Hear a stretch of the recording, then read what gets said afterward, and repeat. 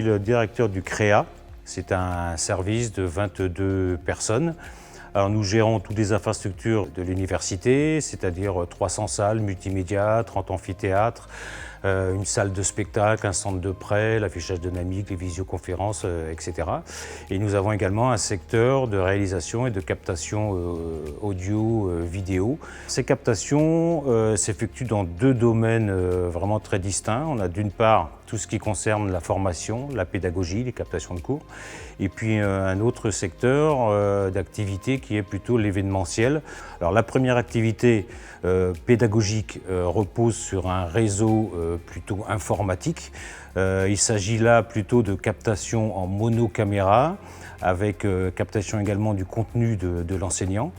Et puis on a un autre secteur qui est l'événementiel, où là on se repose sur un autre réseau, qui est notre réseau audiovisuel dédié en fibre optique.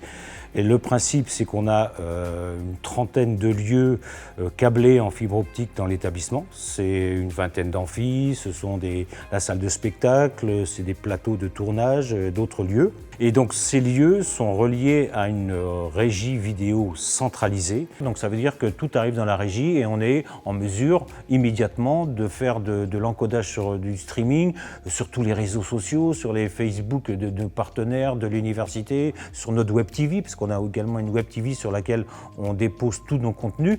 Mais il y a une chose est certaine, c'est qu'on travaille à distance. Et c'est pour ça que les caméras PTZ correspondent exactement à notre besoin. C'est clair qu'on ne peut plus travailler sans ce style de caméra. On ne peut pas se permettre de mettre un cadreur derrière chaque caméra, ça c'est clair. Et c'est pour ça que dès que Panasonic est arrivé avec ses modèles, on a été très sensible à la qualité de l'image, mais surtout à cette gestion à distance en IP, correspondait exactement au développement de notre infrastructure.